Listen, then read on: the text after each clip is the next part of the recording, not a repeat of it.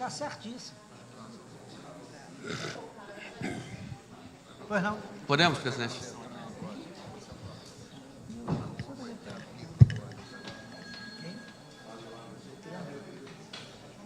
Eu não entendo porque que o governador nunca fez.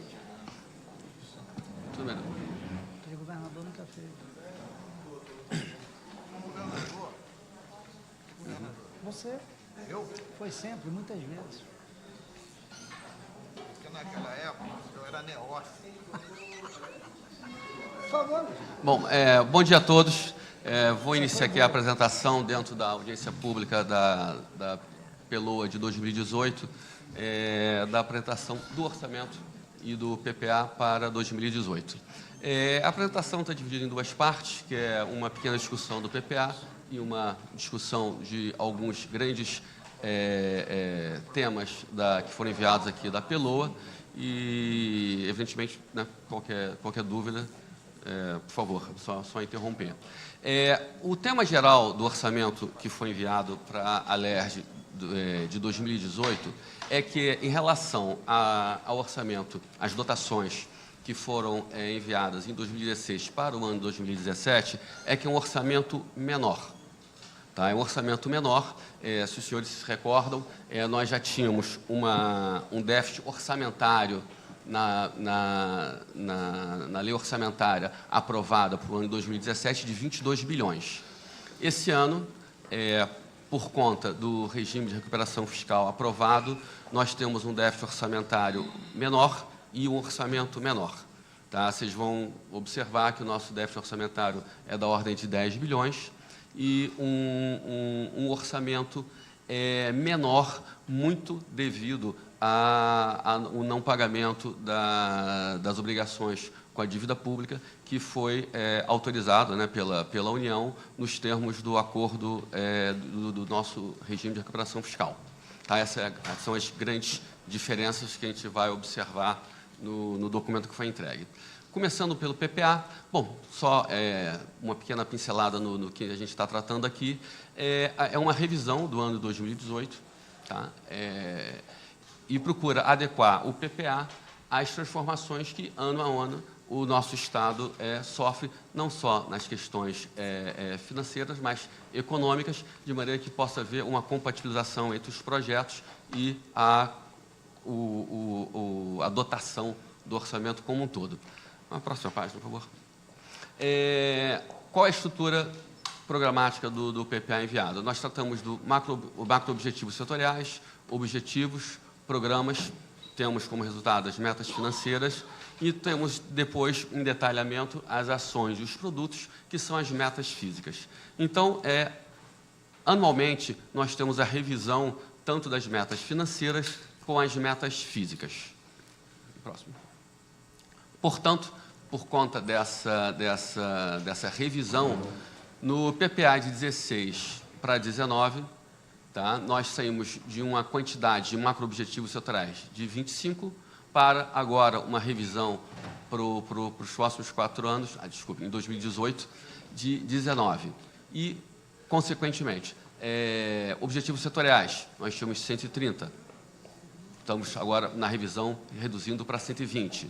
E no detalhamento, os programas e as ações, e chegando, por exemplo, nas ações orçamentárias, nós tínhamos no PPA 16 para 19 755 ações, originalmente enviadas em 2017, e reduzimos para 700. Nas não orçamentárias, de 58 para 56. O que se observa, de uma maneira geral, é a redução do número de ações. Pode passar o próximo. Tá? Redução do número de ações e redução da dotação para essas ações. Em linha com a redução do orçamento como um todo e das restrições financeiras que o Estado está enfrentando e dos compromissos que o Estado assumiu quando da adesão ao regime de recuperação fiscal com a União Federal. Próximo, por favor. Não tendo nenhuma dúvida, nenhuma questão aí sobre o PPA, eu vou avançar para a LOA, tá? quais são as condições aí de contorno que orientaram a confecção das previsões para a LOA de 2018? Uma taxa de câmbio de 3,36. Esse quadro ele mostra um pouco quais foram as variáveis que foram utilizadas na LDO, quando do envio, e para a LOA. Se observa pequenas mudanças devido ao período em que essas duas propostas foram enviadas. Tá? Mas se observa que a taxa de câmbio variou um pouco, de 0,37 para 3,36. E GPDI, tivemos uma nova avaliação do Focus, com uma inflação menor, que nós adequamos à LOA. IPCA também, Selic, também uma redução, tá, do valor do dólar. E, finalmente, o PIB, que na LDO estava no valor absoluto ali de 5,8 bilhões, e o Focus, né, está prevendo um crescimento no ano 2018 de 9,4%. Não, desculpe, a variação foi de 9,4%. O crescimento não será de 9,4%. Tá? Então, com essas variáveis, variáveis é que foram construídos os principais números da PELOA, tipicamente a receita tributária, que aí se usa alguns artifícios de regressão, e essas são as variáveis utilizadas. Próximo, por favor. Fazendo aqui um destaque das receitas tributárias apenas, dando destaque, evidentemente, em ordem crescente aí de importância, nós temos aí a receita de ICMS. Na LOA, para 2018, estamos com uma previsão de 33 bilhões, tá? Enquanto nas dotações de 2017 e 2016, respectivamente 31,1 e 31,9 bilhões. Ou seja, um crescimento, né, comportado aí da nossa principal receita tributária, que é o ICMS. O FECB, ele praticamente, o que a gente tem observado após o aumento da alíquota de 2015 para 2016, e ele como uma proporção fixa do nosso ICMS, ele está se estabilizando. Tá? O efeito do aumento da alíquota já se foi, e hoje, né, no ano de 2017, e evidentemente para a projeção de 2018, o que se percebe que é uma estabilização em relação ao crescimento observado do ICMS. IPVA, sem grandes evoluções. O Imposto de Transmissão é um tributo extremamente difícil de fazer previsão, porque você tem casos aí de grandes fortunas que ocorre eventualmente alguma transferência de propriedade, e você tem um pico nesse tributo. Ele não está muito associado à atividade econômica. Tá? Então, de qualquer maneira, não estamos prevendo uma evolução muito grande em relação ao ano de 2016, mas alguma evolução em relação ao que foi previsto para o ano de 2017. No total geral, nós comparando aí o ano de 2017 com a proposta para 2018, nós saímos de receitas tributárias destacadas ali da ordem de 43,3 bilhões para 45,2 bilhões. E cabe destacar aí aquelas duas últimas colunas, a variação real. A despeito de nós termos observado ali uma variação nominal positiva, a variação real da evolução tributária ela é negativa. Nós estamos com uma inflação da ordem de 4,1%, tá? E ela gera, portanto, uma variação real negativa. Posso perguntar? O senhor que sabe. Não, é só um detalhezinho aqui. Ok. É o seguinte, a base do imposto de renda é o salário do funcionalismo. Se o salário do funcionalismo não tem reajuste, a base se mantém fixa, então a variação negativa deveria ser a inflação. Por que é 7,2 e não 4,1? Curiosidade. Olha, deputado, nós vamos ter alguns reajustes ainda durante o ano de 2018. Tá? Na área de segurança tem... É verdade, os parcelamentos da área Tem alguns da segurança. parcelamentos, tem algumas questões ainda que vão evoluir. Tá? Pois é, mas se evoluiu, aumentou, aumentou essa receita do imposto de renda. Então, a observação sua vai contra o 7,2. É o 2,9 ali, é o 4,1. Teve uma evolução pequena de 3,0 para 3,2. E aí o senhor tem ali uma inflação... 2,9. É 2,9, é. Ah, o senhor estava vendo 7,2. Eu estava vendo 7,2. Ah, tá. Desculpe. Não, imagina. Mas, assim, o imposto de renda, o senhor tem razão, ainda tem algumas evoluções aí no ano 2018, alguns parcelamentos. Bom, aqui nesse próximo slide, nós estamos trazendo em destaque as receitas tributárias e não tributárias do Tesouro. Tá? Em destaque, aí eu queria trazer as receitas esperadas para a Lei Candir. Tá? Nós, para o ano de 2018, nós estamos, devido a nenhuma nova legislação no âmbito federal, nós estamos mantendo aí o que aconteceu no ano de 2017. Que mais? Dívida ativa, nós estamos evoluindo um pouco em relação ao que se espera para o ano de 2017. Royalties, sim, é até notícia de jornal, né? Nós estamos com uma evolução aí em 2017 em relação ao que foi orçado para o ano 2017 de royalties, participação especial, de um crescimento até o momento, tá, de 88%, devido principalmente à produção. Em segundo, há uma pequena recuperação dos preços do barril, que se estabilizaram aí ao redor de 52 dólares. Deputado. Deu para ser lançado aí, eu acho que talvez não tenha dado tempo, a nova metodologia de cálculo Rocha, que foi há 10 dias atrás. Não sei.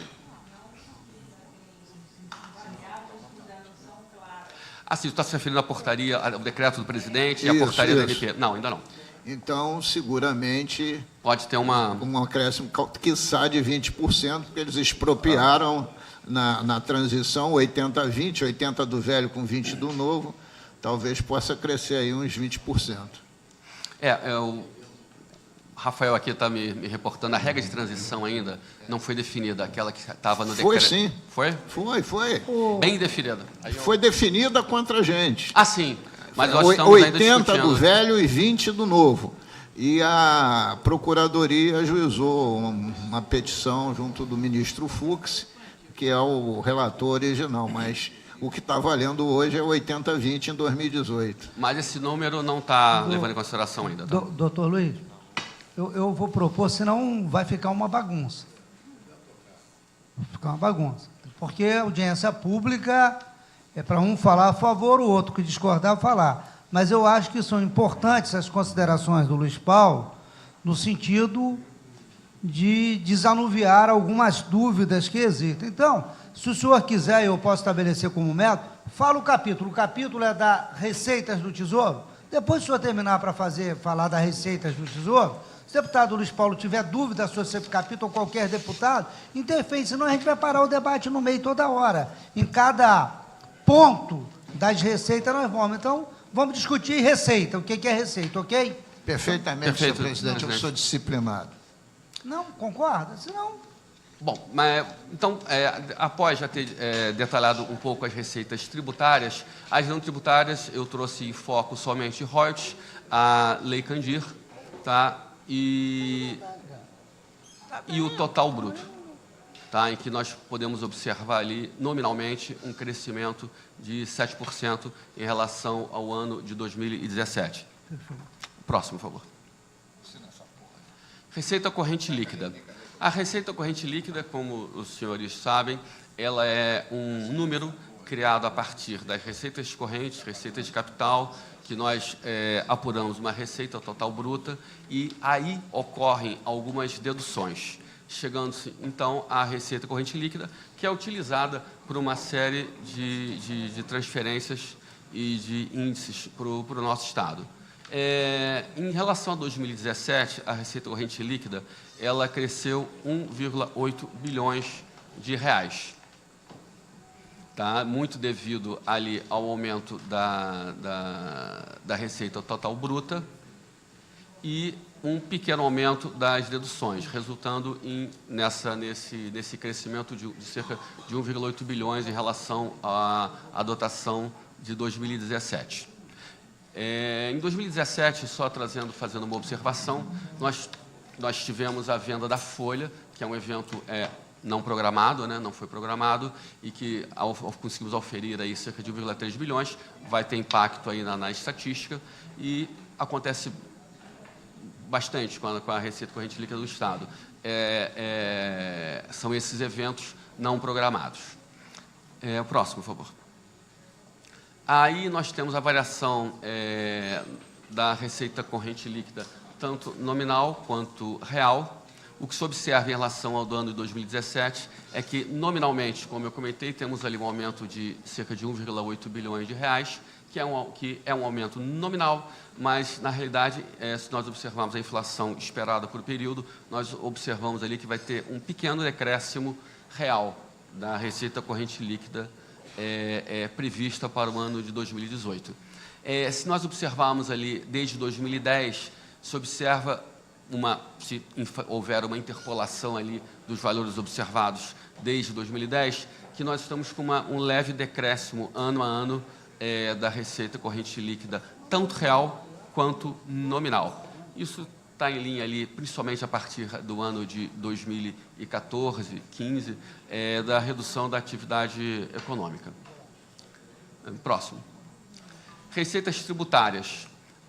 Aí estão os valores, um gráfico que procura expressar o valor nominal do crescimento das principais receitas tributárias desde 2010.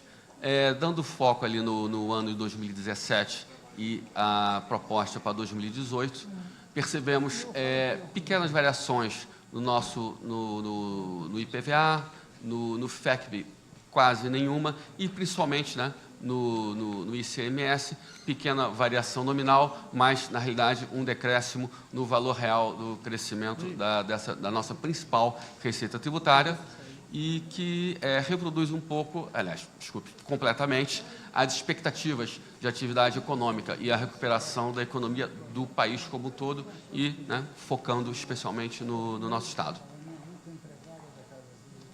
Esse próximo Luiz, gráfico... só pedir um minuto, você continua. Pedir desculpa, doutor.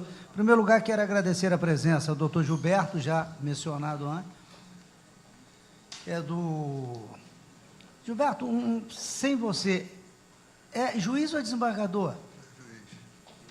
Juiz, né? Se dependesse de mim, seria desembargador. Se dependesse, infelizmente, eu só fico na vontade. Ao juiz, doutor Gilberto, ao meu querido amigo araruamense de São Vicente, Vicentino, desembargador Ziraldo Maia, o André Cirne de Paula aqui, do TCE, a Geise Porto, do TCE, também presente, Francisco Messias, da Defensoria Pública, a Fátima Leite, da Cefaz, a Josélia, já anunciada, da Secretaria de Fazenda, o Márcio André, do TCE do Rio de Janeiro, André de Felite, da Associação da Defensoria Pública do Estado do Rio de Janeiro. Agradecer aos deputados presentes. Eu, hoje de manhã, quando estava saindo para casa, saí de casa muito cedo, 5 horas da manhã, recebi um telefonema de um senhor, da esposa de um senhor, já de uma certa idade, o senhor João Teixeira, que foi vereador, um líder político na minha cidade.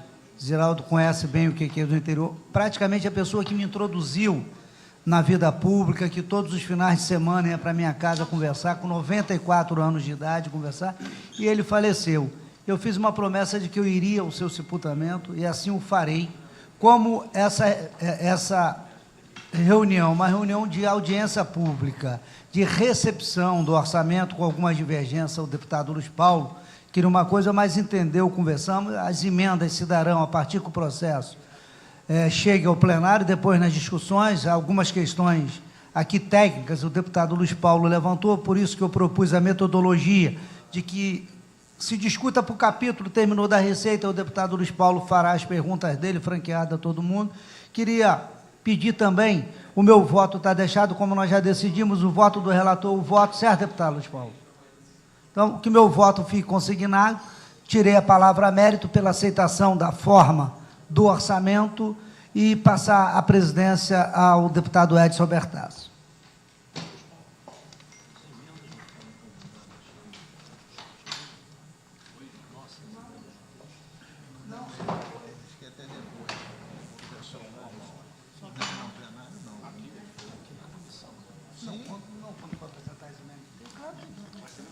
Não, emenda no sistema. Não, mas é no sistema. Boa tarde a todos.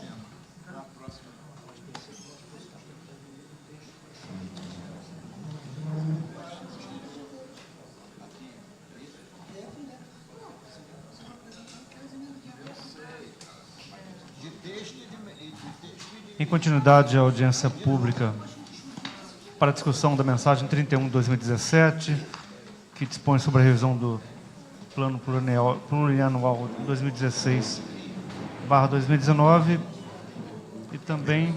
Ele não acabou ainda não. Sim, dando continuidade.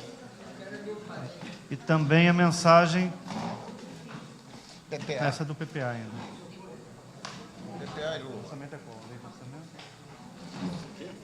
Hoje é PPA e LOA.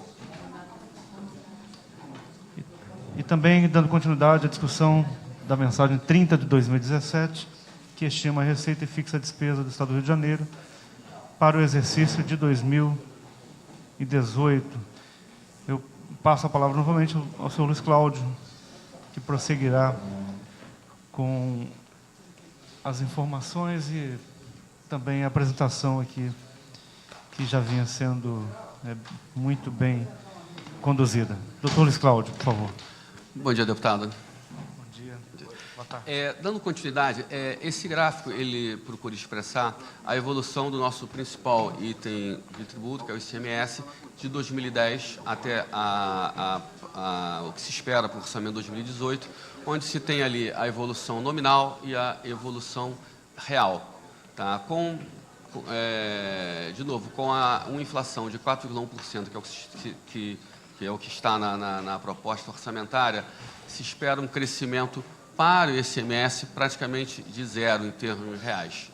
E, claro, 4,1% para o crescimento nominal, que é exatamente a inflação esperada para o período, né, do ano de 2018. Próximo. FECB, também, tá, se espera um crescimento muito pequeno, tá, para o ano de 2018. Aliás, desculpe, nenhum crescimento real nem nominal, principalmente porque ele teve, em relação ao ano 2017, uma base diferente do ano do ICMS, porque ainda estava na evolução as alíquotas que foram aprovadas. Então, tem essa questão aí da evolução do percentual. Tá? Não é igual ao ICMS por conta disso, porque a base ela é diferente devido no meio do ano que houve a evolução das alíquotas. Próximo. IPVA, né, nominalmente se espera um pequeno acréscimo de cerca de 1% do valor nominal, um decréscimo de 3,1% do valor real. Próximo. E, finalmente, o ITD. ITD, com uma dificuldade grande de metodologia de previsão, porque, de novo, ele depende da mudança patrimonial, né, do patrimônio das pessoas. Quer dizer, só quando a pessoa faz uma doação ou eventualmente falece, é que efetivamente o tributo ele é auferido, né? Então, ele é difícil de previsão. Mas se espera, do ano de 2018, uma evolução nominal e real desse tributo. Partindo agora para a despesa,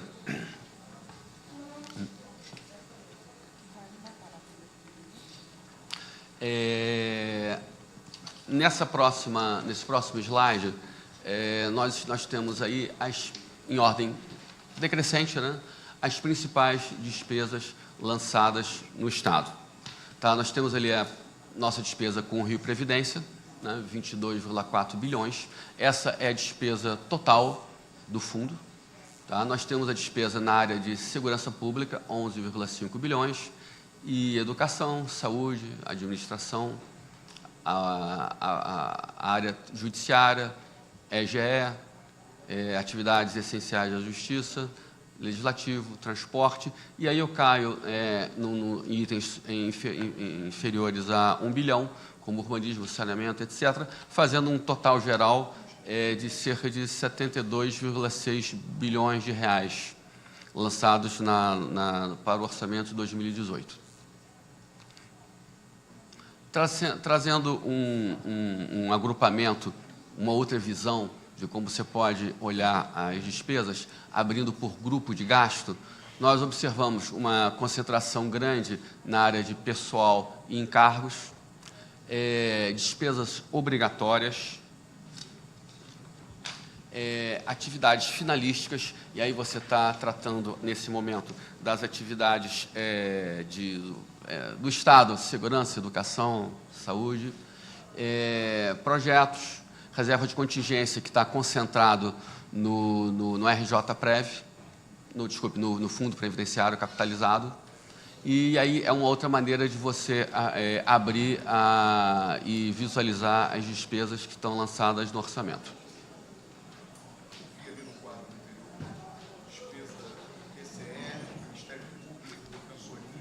Não está aberto, com esse... Está englobado... Bom, pode voltar, não? Despesa total. Dentro da função, tá? Está disperso. Tá? Por exemplo, Previdência Social, as despesas ali, elas estão da Previdência dos poderes, estão todas ali. Tá? Então, na realidade, o corte é outro. Esse está no Legislativo? Tá. E Essencial Justiça está no Judiciário e Ministério. Mas, por exemplo, Previdência, aí o ativo, aí tem o custeio, Previdência, só para mostrar como está distribuído. Previdência toda está ali naquela linha 22,4 bilhões. Todos os poderes. Todos os poderes, todo o Estado, né? Estado grande. Tá? É outra maneira de ver. Mas, assim, se o senhor quiser, isso está na proposta, né? São cortes, né? São cortes diferentes. Depois tem aberto. Isso está aberto. Aí, dando foco no nosso principal item de despesa, que é a despesa previdenciária, o Rio Previdência, ele, como comentamos, ele tem um orçamento para o ano 2018 de despesa de 22,7 bilhões de reais, tá? E com uma previsão de cobertura por parte do Tesouro de 10 bilhões de reais, que traduz o nosso déficit para o ano de 2018. Tá? Que é a fonte 100, exatamente. Tá? E que, antiga 00, e que, basicamente, esse déficit do Rio Previdência, apesar de as receitas e despesas do Estado estão dentro do valor 72, que é o valor total do orçamento, o déficit do Rio Previdência, ele é idêntico, parecido, mesma ordem de grandeza, do déficit orçamentário do Estado. Tá? Próximo. Igual ao serviço da dívida. Exato. E quase igual aos benefícios fiscais. 8,5. Outra abertura é o comparativo por função, tá? E a sua evolução. Por exemplo, essa tabela ela mostra apenas as dotações e não, por exemplo, ali a execução que ocorreu no ano 2017. Por exemplo, para o ano de 2017, na LOA que foi aprovada em 2016, se esperava para a segurança pública 12,9 bilhões. Esse ano a dotação é 11,5. Foi orçado, a dotação é inferior, mas, como nós sabemos, houve um contingenciamento no ano de 2017, a execução efetiva da segurança pública ela vai ser ligeiramente menor que o 11,5 bilhões de reais, que é o orçamento. O que eu estou procurando mostrar é que esse orçamento proposto para 2018, ele já é um resultado do ajuste que houve no Estado todo, está havendo no ano 2017, com as restrições de gastos e etc., e, a despeito da dotação ser inferior, efetivamente, a dotação para o ano 2018 vai ser para algumas áreas específicas, até maior do que a execução que nós vamos observar no encerramento do ano 2017. Tá? Então, só estou trazendo um cuidado na leitura desse número. Falta só um pouquinho. Outro item a destacar é a última linha, ali o total geral. Como eu comentei, o orçamento, a proposta orçamentária de 18, ela é, no seu total, inferior à dotação 2017. Por quê? Porque, outra vez, ela reproduz a adaptação do Estado à nossa crise financeira, ela reproduz, já começa a reproduzir, em sua maior parte, o acordo que foi celebrado com a União no regime de recuperação fiscal e tem um déficit inferior orçamentário ao que foi orçado para o ano de 2017. Próximo, por favor. Aí, né, é uma aferição do déficit orçamentário, como eu comentei, a dotação de 2018 e a dotação e a proposta, né, para a LDO de 2018 e a LOA de 2018. Um número que eu comentei em relação a déficit orçamentário anteriormente foi o que foi proposto no ano de 2017, que foi de 22 bilhões. Na LDO foi encaminhado 20 e a LOA ela foi acertada em relação à LDO, foi alterada devido à adesão ao regime de recuperação fiscal, que a principal diferença ali entre 20 e 10, 20,3, é exatamente a amortização da dívida, que com a adesão do regime nós não precisamos mais orçar. Próximo.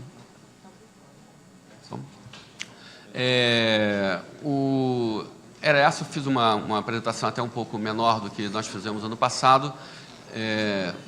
Presidente. Obrigado, Luiz Cláudio. Eu quero já passar a palavra aos deputados e, em seguida, franqueio a palavra ao doutor Gilberto, ao doutor Ziraldo, também ao Francisco, pela Defensoria. E, nesse momento, já inscrito, o deputado Luiz Paulo, em seguida, o deputado Conde Pittencourt. A princípio, os dois estão com a palavra o deputado Luiz Paulo. Senhor presidente, são diversas questões numéricas em relação ao orçamento e ao PPA. Seguinte, receita do ICMS. Se a gente consulta,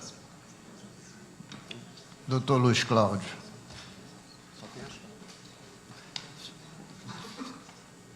se a gente consulta o plano de recuperação fiscal para 6 anos, nós vamos mais ou menos empatar receita e despesa na altura de 2023, correto?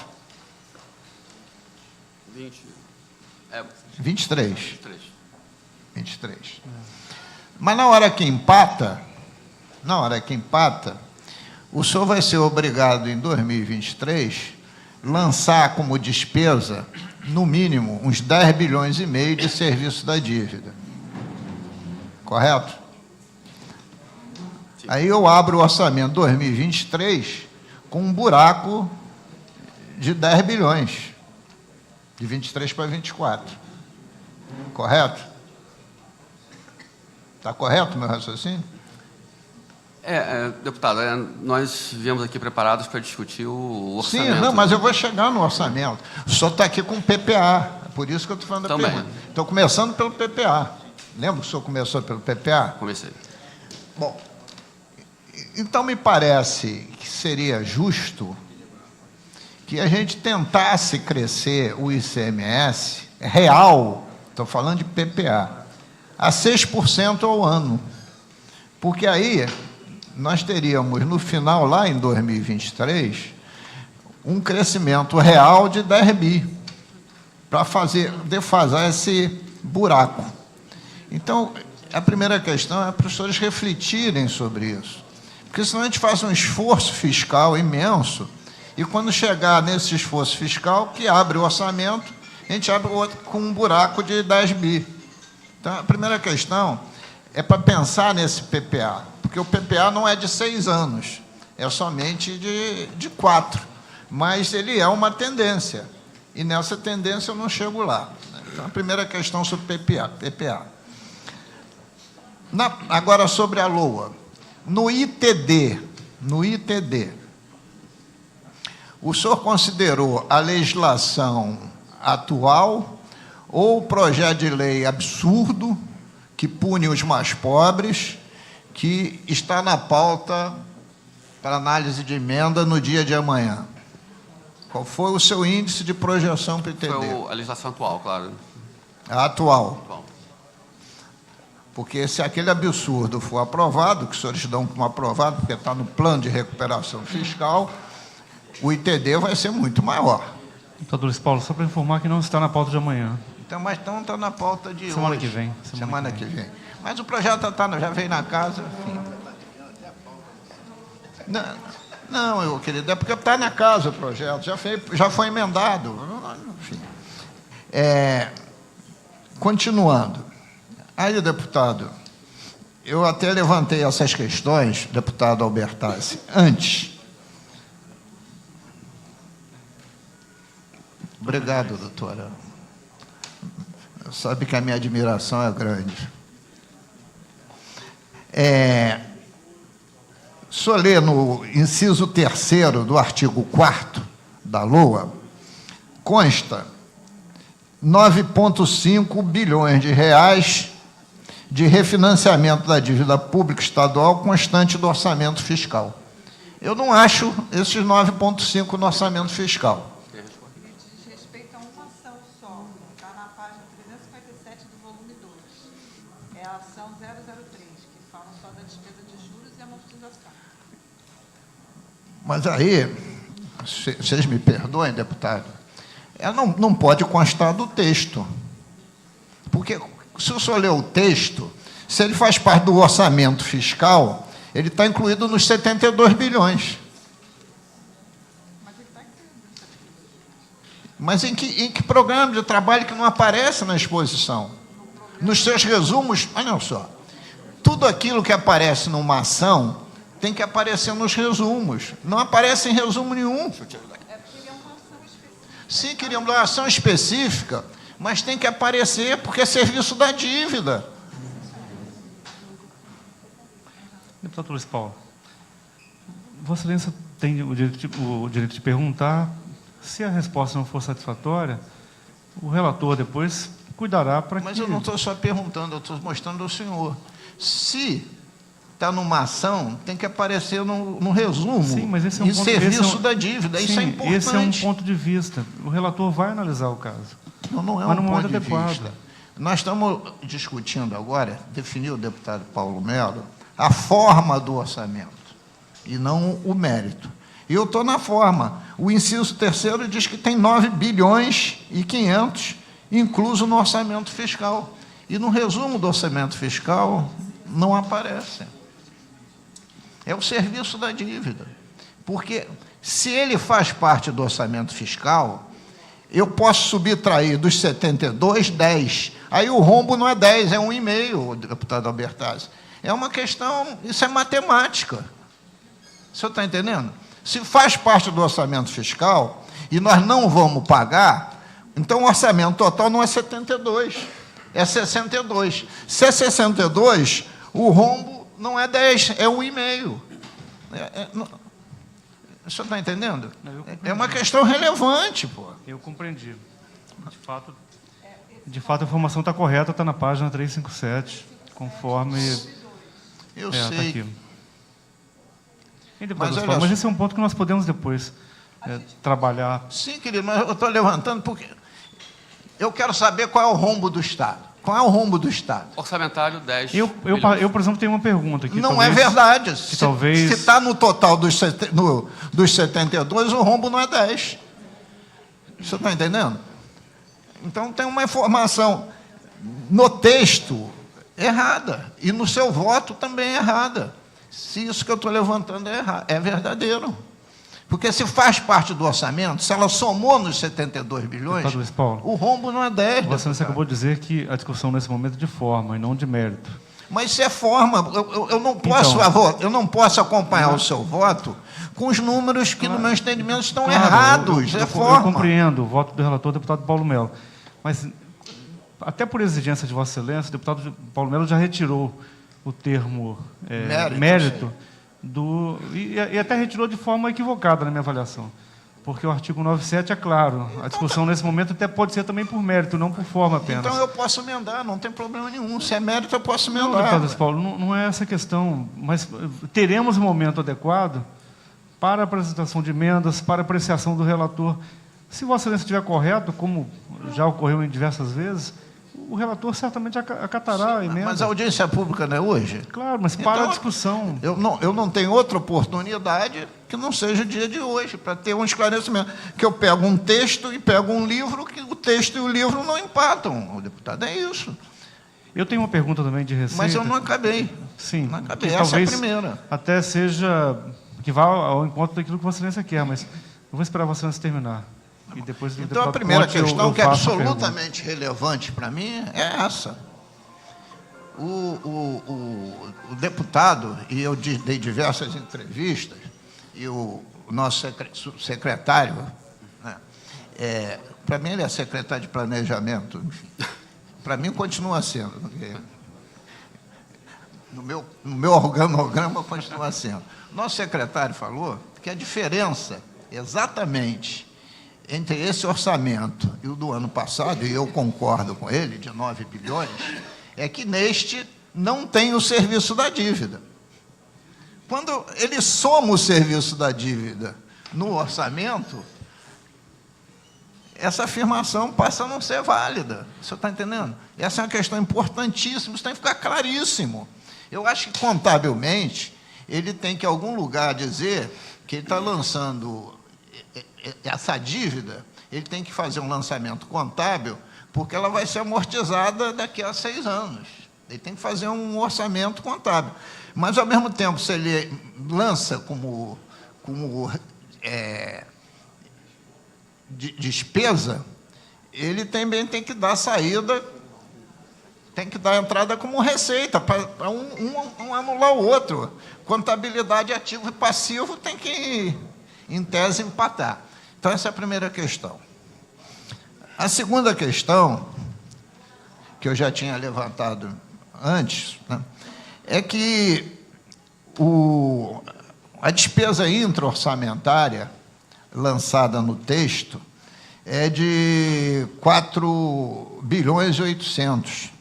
E quando eu vou lá na página, até eu já disse a página qual é, eu encontro só 3 bilhões e quebrado de intra-orçamentária.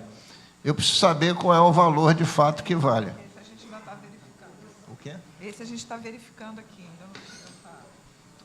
Então, senhor presidente, a outra questão é o seguinte, na página... Eu falei a página para a senhora, qual é o número mesmo? O senhor falou a página, o Página quadro 39. Na página 39, presidente, na demonstrativo de receita e despesa segundo as categorias econômicas, pessoal e encargos intra-orçamentários é 3 bilhões 574. No texto está 4 bilhões 825. Eu preciso saber a disparidade entre esses dois números. A gente pode esclarecer depois? Pode, Claro, não, eu só claro. estou querendo publicamente levantar para tirar essas dúvidas. E ainda mais, senhor presidente, uma terceira questão. Terceira e última questão. Posso fazê-la, senhor presidente? Claro. Artigo do texto.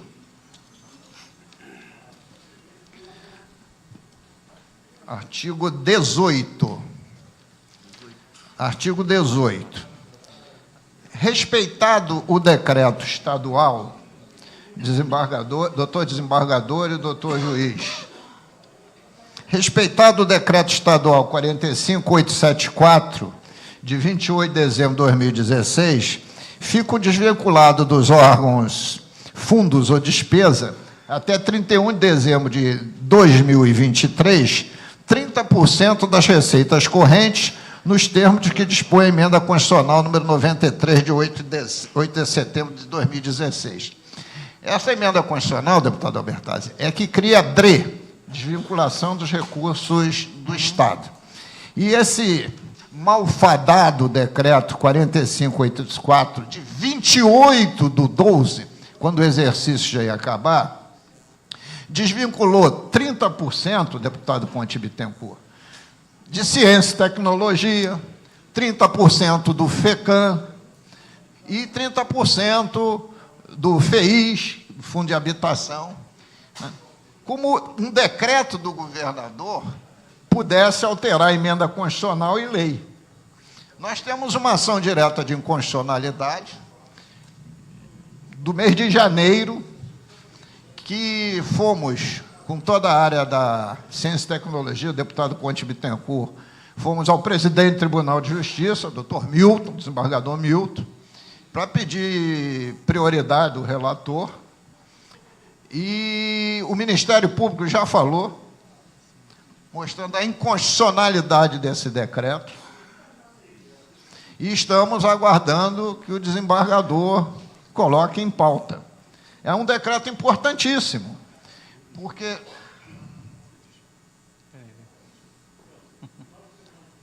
Por que, senhor presidente?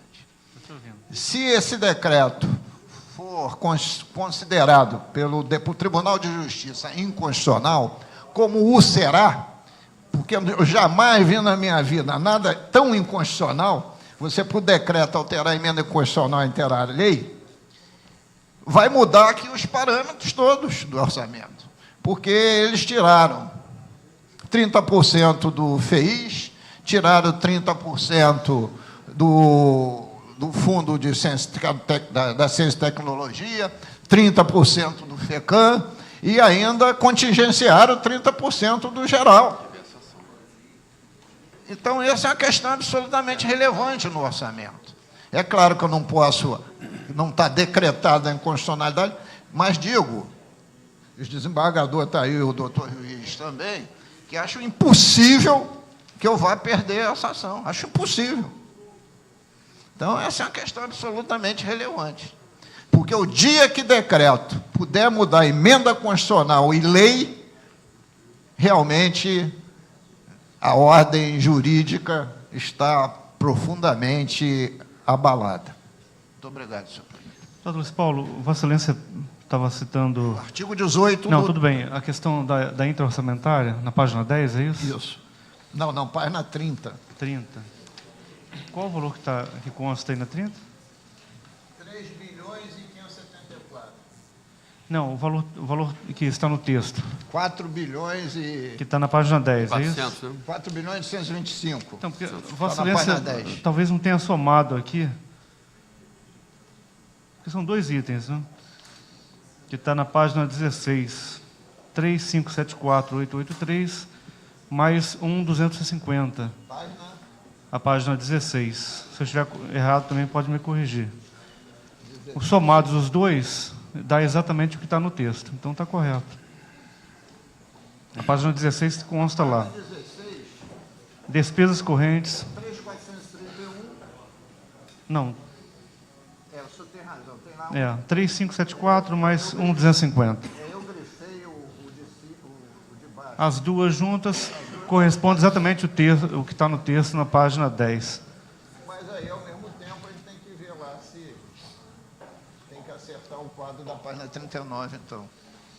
Ok? Perfeito. Então, com a palavra, Luiz Cláudio, eu não guardei o nome da... A Fátima. A Fátima. Então, fica à disposição de vocês. Tá, obrigado. Para responder o deputado Luiz Paulo.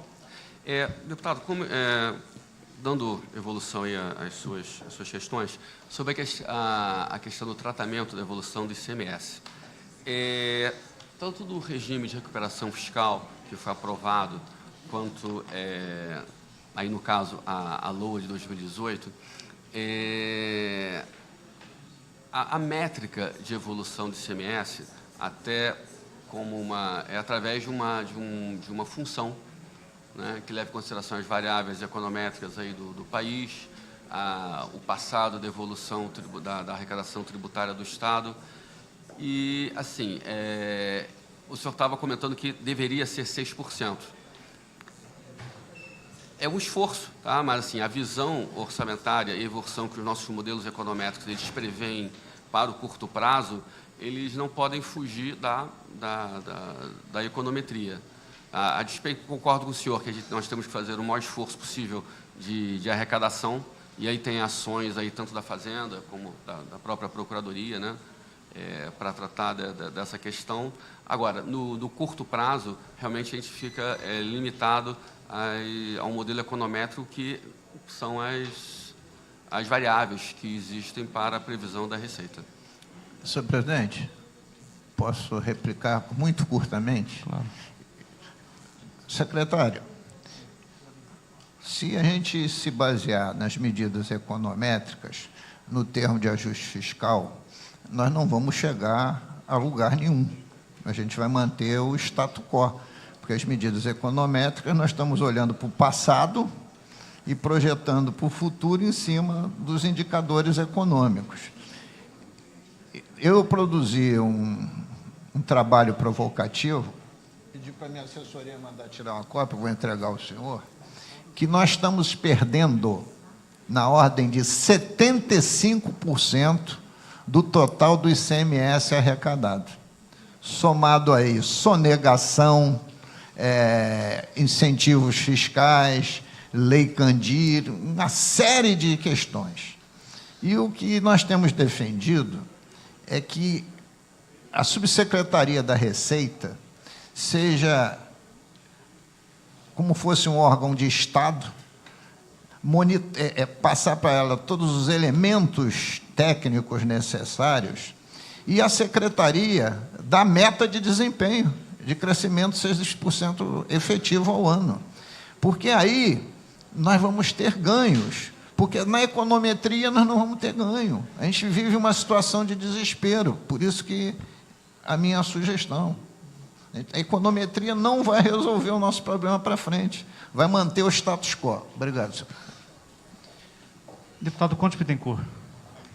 Presidente, eu primeiro estava guardando o secretário Luiz Cláudio nas respostas, a esclarecer um pouco mais, que era um ponto de dúvida meu, a questão da amortização, juros em cargo da dívida.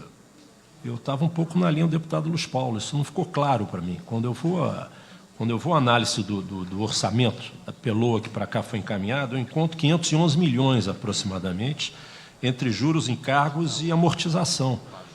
E o deputado Luiz Paulo levanta uma questão de mérito, de forma, aliás, que pode mudar completamente a lógica desse déficit apresentado pelos senhores. Eu não vi o senhor responder essa indagação, né? A sua colega fez um contraponto sem o microfone, não ficou claro, mas eu gostaria que o senhor respondesse de forma mais objetiva a essa dúvida do deputado Luiz Paulo, que é um pouco a minha também. Claro. Depois eu volto à minha questão central aqui. Se não tivesse ocorrido o regime de recuperação fiscal, para o ano de 2018, nós teríamos uma amortização aí, pagamento do custo da dívida, né? Alguma coisa próxima de 11 bilhões de reais. Com o regime de recuperação fiscal, nós vamos conseguir evitar a maior parte, cerca de 9 bilhões, alguma coisa entre 9 bilhões e 10 bilhões de reais. Então, o que nós vamos amortizar efetivamente é alguma coisa próxima de 3... está por Castro, né? Deixa eu identificar aqui a tabela. Um minutinho, por favor. Da dívida. Deixa eu pegar o número exato para o senhor. Mas a maior parte da dívida, ela ficou dentro do serviço da dívida, ela ficou dentro do regime de recuperação fiscal. Não conseguimos abarcar todo o serviço da dívida do Estado, mas a maior parte. Isso é a principal fonte da diferença entre a LDO e a LOA que foi enviada e a grande responsável pela redução do orçamento de 2018 para 2017. Deixa eu pegar aqui o número para o senhor, detalhado.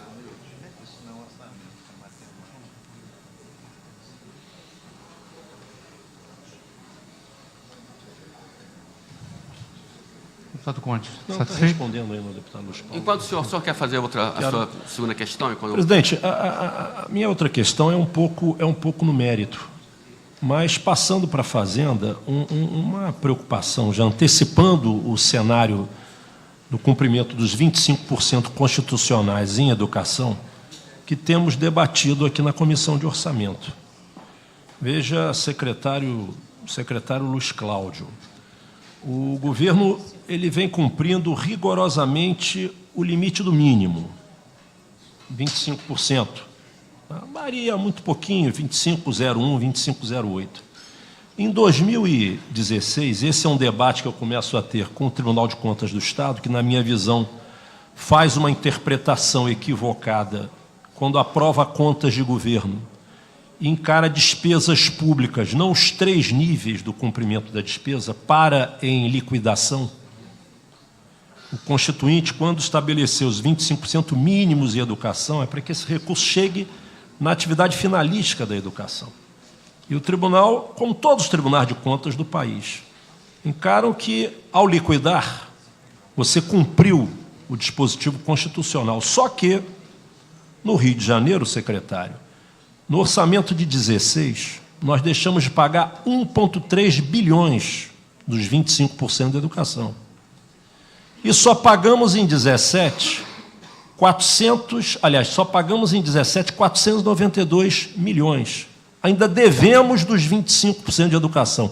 De 16, 1,14 bilhão.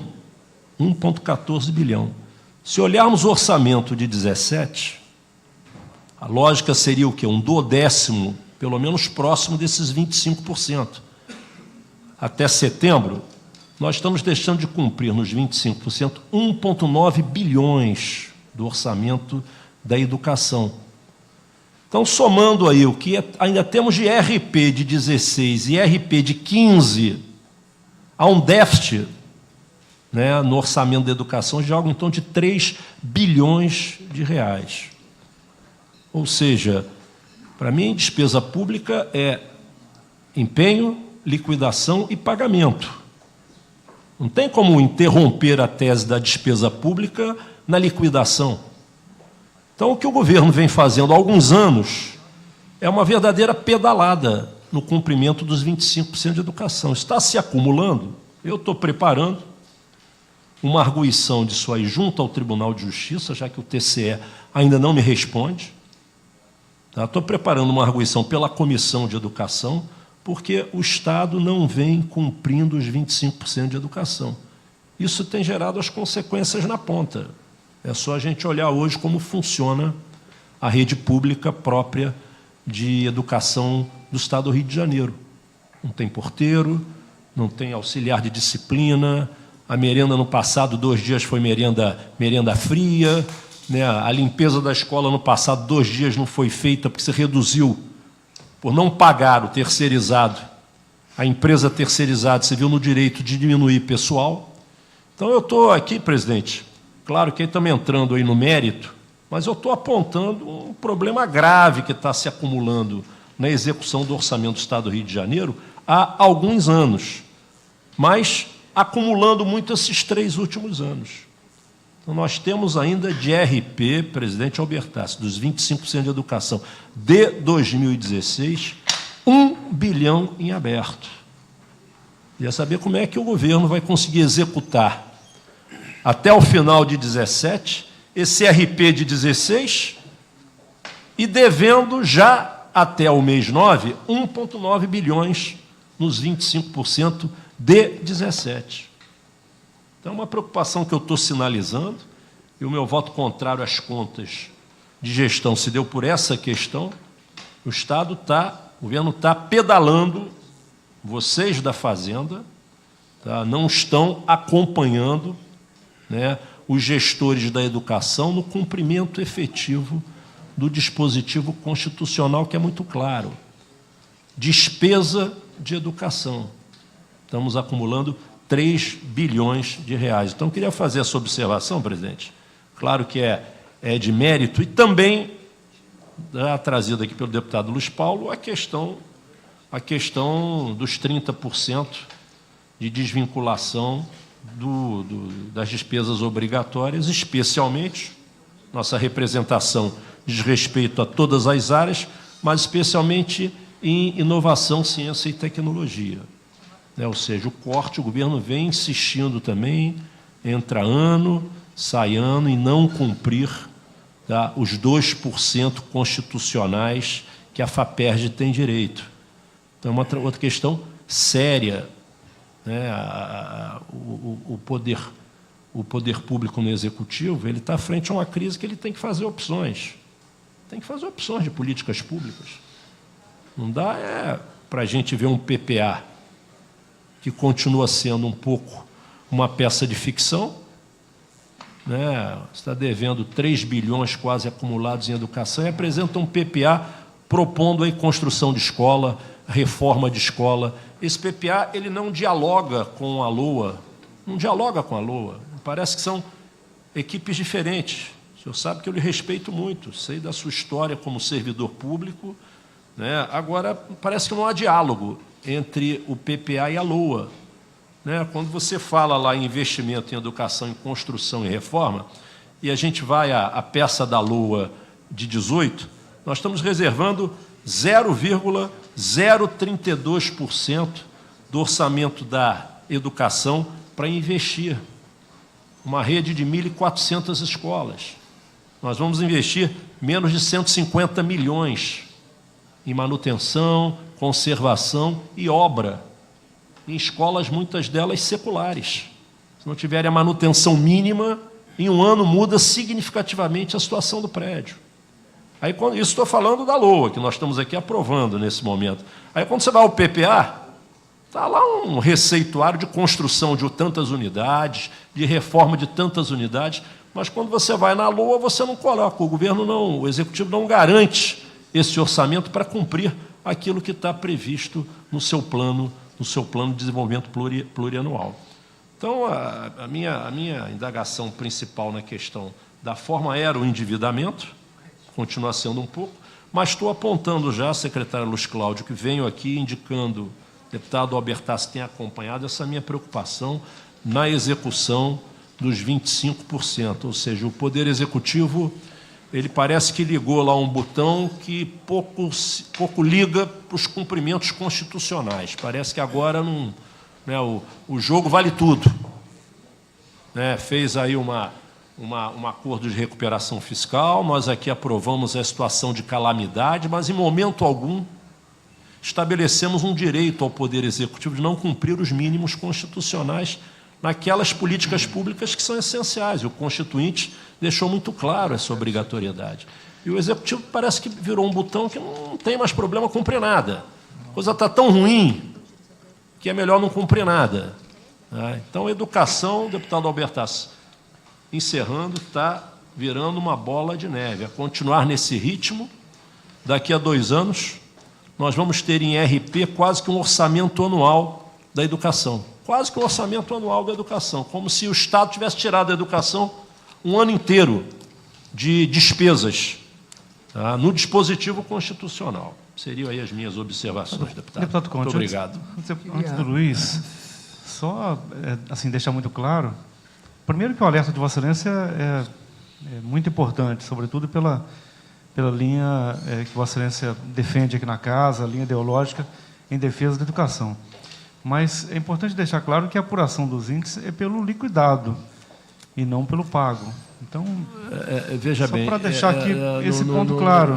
Deputado Albertassi, Vossa Excelência recorrer à literatura de despesa pública, isso está sendo aperfeiçoado nos tribunais de contas, começam a rever isso aí.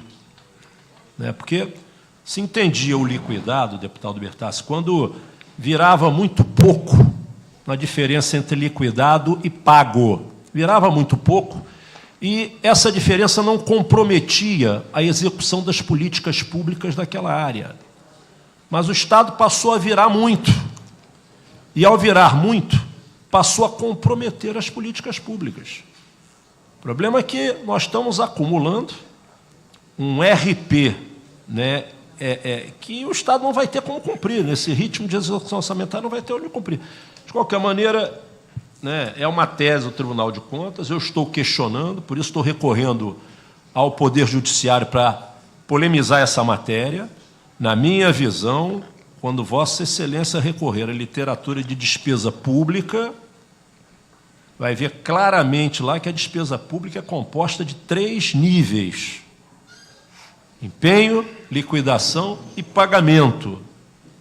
Se habituou nas contas de contas parar na liquidação. Isso foi acomodado nessa interpretação, mas hoje o prejuízo está sendo muito alto no funcionamento da política pública de educação. O Estado está pegando aí esse subterfúgio, tá, e está fazendo, na minha visão, uma verdadeira pedalada no cumprimento dos 25%. Mas é um debate que eu já tenho feito na comissão. Vossa Excelência está defendendo uma tese. Já conversei com o atual presidente do Tribunal de Contas, né, começa a ter um início também de mudança da visão do tribunal, não ainda oficial, mas eu, deputado Albertano, não tenho nenhuma dúvida de que os 25% é para chegar na ponta, na política pública. Deputado Conte, eu concordo com Vossa Excelência no mérito, mas, independente da nossa discussão aqui, essa não é uma tese do Tribunal de Contas, essa é uma norma do Tesouro Nacional. Eu estou tentando fazer com que o Tribunal de Contas mude essa tese dela. Mas é uma norma, infelizmente... Não é uma norma constitucional, não. Pelo contrário, a norma constitucional é pagar. Pelo contrário, a norma constitucional é pagar. Do Tesouro Nacional, mas... Não. Mas, enfim... Bom, é uma polêmica. Mas é um debate interessante. Vou passar ao Luiz, que vai te responder. Mas, doutor Luiz Cláudio, é uma polêmica, mas que né, tem que haver um entendimento. Quanto mais quando a gente tem um quadro como o senhor, que é um quadro do Estado, e que advoga, né, a questão das políticas públicas de Estado, e educação é uma delas, tem que ter na nossa prática uma proteção dessas políticas públicas. E essa interpretação que se cumpre só com a liquidação, você não está protegendo a execução das políticas públicas. E não proteger a execução das políticas públicas, você está penalizando os que precisam mais. Então, a rede do Estado não consegue, né, continuar funcionando, garantindo um mínimo de qualidade com essas pedaladas, na minha visão, fiscais, que o Estado está fazendo quando liquida e não paga. Desculpe, presidente. Deputado Chiquinho. Obrigado, deputado Conte. Não, pode falar, deputado. É muito rápido. Só concordando com o nobre deputado Conte Bittencourt, é que esses 25% realmente eles deveriam ser investidos na atividade fim. Mas a atividade fim não é só a sala de aula, é a manutenção do prédio, é a manutenção da disciplina da escola. Não tem mais inspetor, porteiro, não tem mais uma pessoa para fazer a manutenção da escola. As piscinas das escolas públicas estão sendo aterradas por falta de manutenção. Então, realmente, essa coisa está girando, como o nobre deputado falou, as coisas estão... Cada ano que passa, os problemas se acumulam. Então, não adianta tentar construir escolas, tem que manter as que tem minimamente funcionando em condições de dar aos alunos o que é realmente o objetivo da escola pública.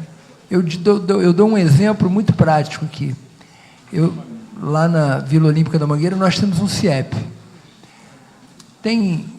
Vai fazer 2 anos que não tem um porteiro, não tem um faxineiro, não tem uma pessoa para fazer manutenção do prédio. Quem faz a manutenção do prédio somos nós, da Mangueira, do Programa Social da Mangueira. A Mangueira investe naquela escola ali, em média, 20 a 25 mil reais por mês, que seria uma obrigação do Estado. E vai lá ver a escola em que estado está e compara com as outras. Por essa razão, muito próximo ali, tem uma escola estadual que foi inaugurada em 2002, Escola Estadual Luiz Carlos da Vila, ali em Manguinhos. A escola parou de funcionar, porque nesse feriadão que teve agora, não tinha ninguém tomando conta, entraram lá, levaram tudo da escola, porta, janela, ar-condicionado, mesa, cadeira, levaram tudo. E aí, quem é que paga essa conta depois, para recompor tudo isso? A escola simplesmente fechou. E assim, outras correm o mesmo risco. Eu acho que realmente essas pedaladas teriam que ser revistas, porque senão a gente vive um mundo de ficção. Deputado, obrigado. A questão da... Nós estamos falando de uma estatística contábil orçamentária, que é um índice constitucional, que ele é aferido, segundo os manuais do Tesouro Nacional, pela liquidação. Entendo o que o senhor falou. Então, deixa o dinheiro em conta. No dia 31 de dezembro tem que estar lá o dinheiro em conta. Dentro da esteira da crise do Estado, realmente o Estado acumulou uma quantidade de RPs significativa que está sendo tratado dentro do regime de recuperação fiscal. Tá? Nós temos, assim, não há como negar que nós passamos por uma descontinuidade de regime financeiro do Estado enorme. Não foi à toa que os salários ficaram atrasados e ainda estão atrasados, estão ficando cada vez menos atrasados. Estamos observando um aumento de receita tributária lento, mas constante. E estamos, com o regime de recuperação fiscal, pretendendo sair da crise fiscal do Estado. Agora, houve uma descontinuidade, houve um acúmulo de RP, como o senhor mesmo colocou. Agora, isso tudo está para ser tratado dentro do fluxo do regime de recuperação fiscal. Mas, doutor Luiz Cláudio, não deveria ter desculpe, presidente, uma diferenciação entre RP, que não compõe cumprimento de mínimos constitucionais, e RP, que compõe os mínimos para se cumprir na lei, porque se deixasse o saldo em conta, olha aqui, eu fiz a opção de deixar RP, não paguei o fornecedor, mas o saldo está em conta aqui. O problema é que o Estado está pegando dinheiro da educação, pela sua crise aí, e opção de políticas também, e está colocando em outras áreas. É um dinheiro que não está indo para a educação, está indo para outras áreas. Entendi. Muito o que aconteceu foi por conta de arrestos, quer dizer, a descontinuidade financeira foi muito grande. Mas os 25% não o fato é que é uma estatística orçamentária financeira definida pelo Manual do Tesouro, nós procuramos cumpri-la. Agora, quanto o deputado Luiz Paulo comentou sobre a DRE, a DRE veio da DRU, da União, não foi ainda determinada a inconstitucionalidade desse decreto. Agora, o objetivo dela é basicamente desvincular a receita orçamentária do Estado. Na União, e aqui também, mas é muito claro na União, que existe um engessamento do orçamento público. E a DRU foi o caminho na União, que foi visualizado para dar mais flexibilidade à execução orçamentária da União. Nós trouxemos o mesmo artifício aqui para o Estado. Agora, o deputado mesmo falou, ainda não estamos, o orçamento e as projeções financeiras do Estado estão observando a DRE, tá? Enquanto, bom... Senhor presidente, queria pedir a Vossa Excelência para consignar meu voto favorável ao relatório do nobre deputado Paulo Melo, que eu vou ter que sair para uma outra comissão. Perfeito. O presidente concede o voto. O deputado Chiquinho da Mangueira está saindo para garantir os 3 presentes naquela emenda constitucional para tirar mais dinheiro ainda do meio ambiente. Não satisfeito de tirar os 30%, agora eles querem tirar 50% do royalty do pré-sal para a segurança pública, mutilado e fez o FECAM. Então, Chiquinho, fica à vontade. Deputado Luiz Paulo, vai lá fazer quem lhe garante que eu farei esse ato inominável? Eu garanto, porque eu fui lá dizer que não pode abrir a sessão, porque não tem quórum. Chiquinho vai votar contra. Comissão de vetos. Não tem dúvida nenhuma. Emendas constitucionais e vetos. Deputado Luiz Martins com a palavra, em seguida, deputado Luiz Paulo. O Chiquinho está muito aplicado, deputado Chiquinho. Secretário Luiz Cláudio, sobre a questão da Previdência Social, para tirar uma dúvida, em virtude dos ajustes, obteve um incremento de 40% de 2017 em relação a 2018. Qual a tendência hoje em relação ao déficit previdenciário? A correção ao equilíbrio, como o deputado Luiz Paulo falou, em 2023, qual é a previsão de vocês do equilíbrio desse déficit previdenciário? O déficit previdenciário, bom, aí é um tema grande, mas, assim, a grande mudança do regime previdenciário do Estado ocorreu em 2013, quando foi aprovado a criação do regime capitalizado e do RJ-Prev aqui no Estado. Só que acontece o quê? Tudo em previdência demora décadas. Tá? O efeito dessa ação que ocorreu em 2013, nós vamos perceber só em década e meia, quando o regime que existia até 2013 e toda aquela quantidade de pessoas entre ativos e inativos pensionistas que entraram no serviço público, se aposentaram ou se tornaram pensionistas antes de setembro de 2013, essa massa ela tem que diminuir e ser substituída por uma massa que trabalha nesse regime, nesse novo regime capitalizado.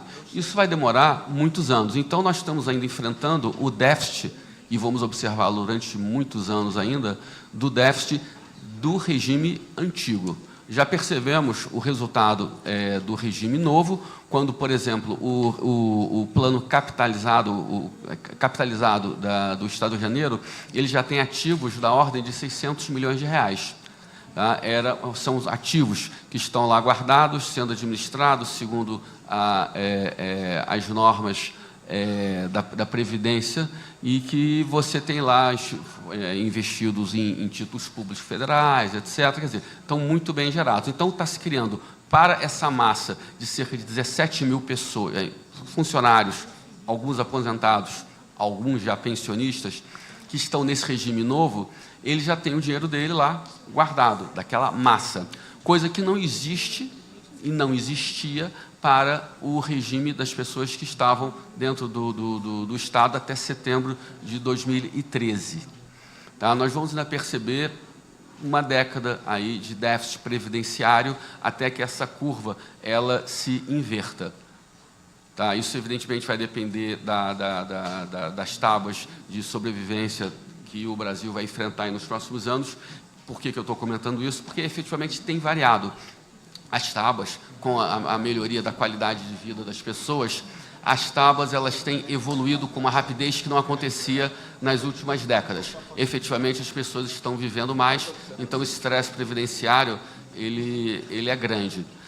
Mas, com a nova entrada de funcionários no Estado, também essa massa ela vai começar a ficar percentualmente, essa massa nova, ela vai ficar cada vez mais percentualmente mais significativa do que o regime antigo do Estado. Que aí o Estado ele é e será responsável por todo o déficit desse sistema.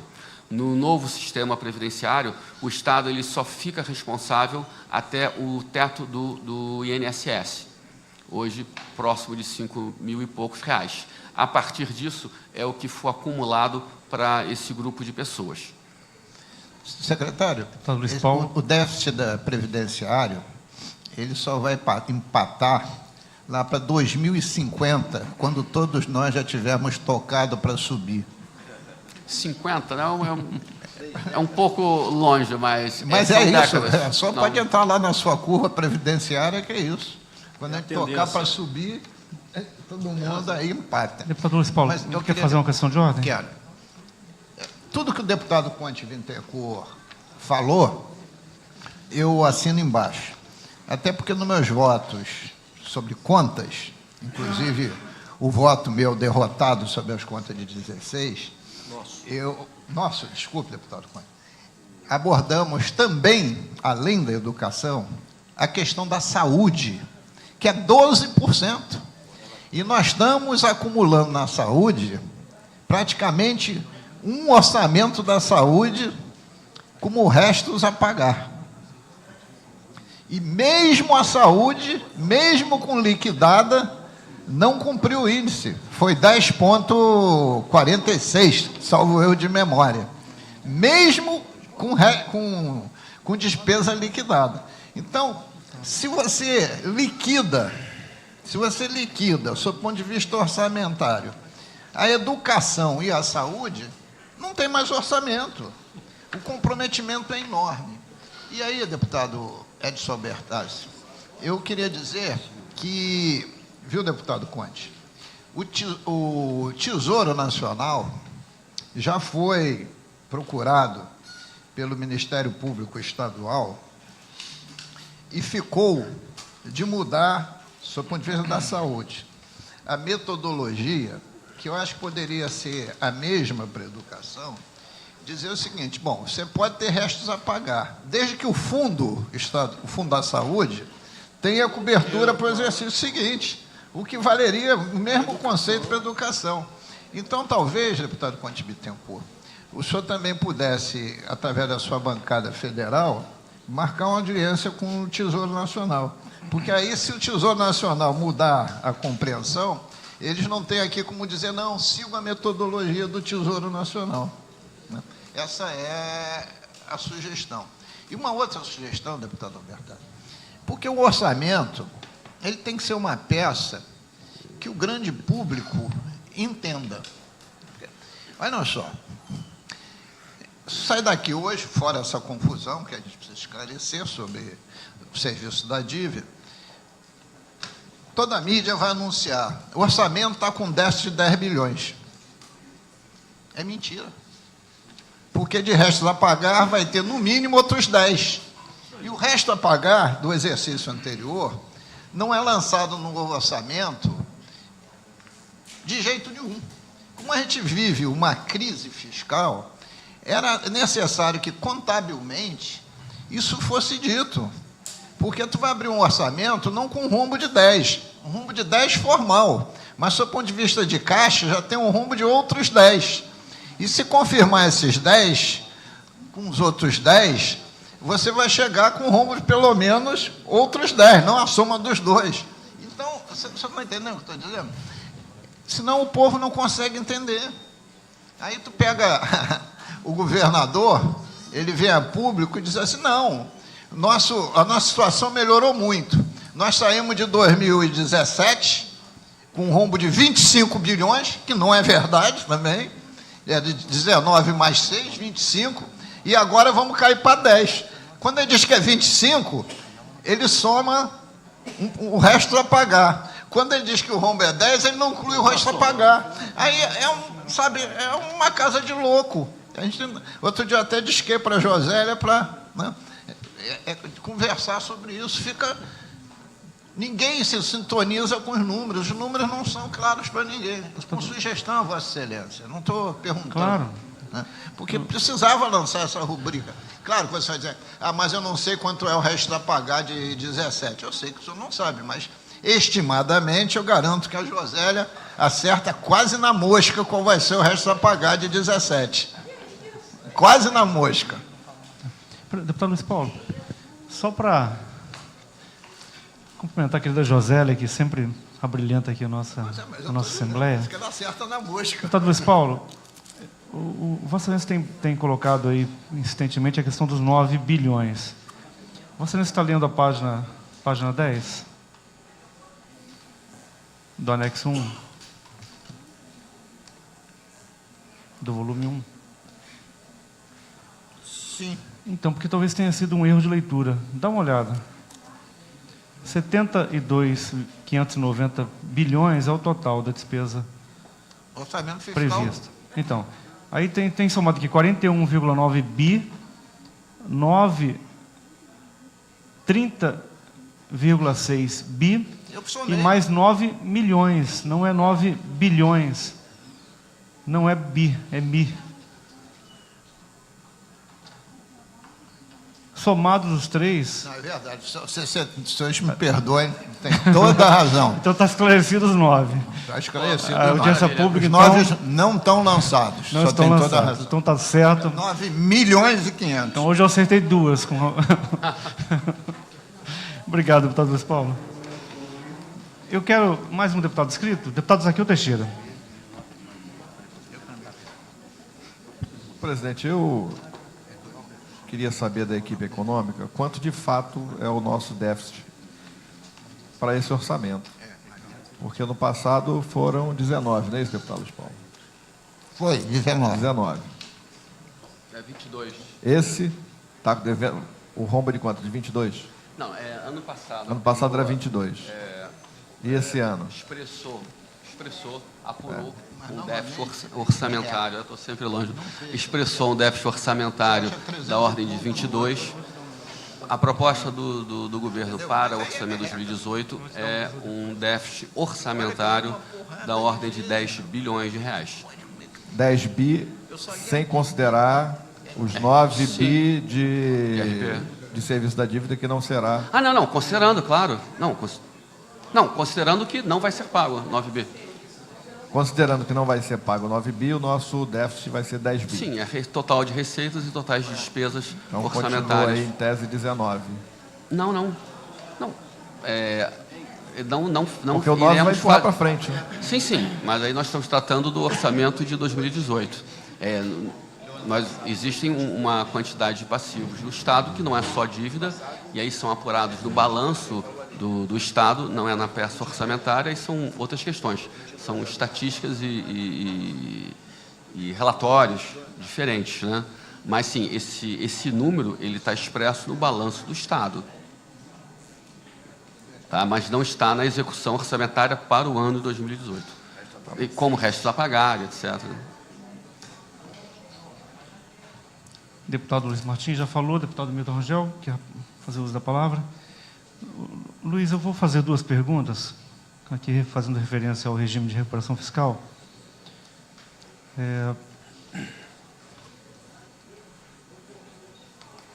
Uma com relação à receita e a outra...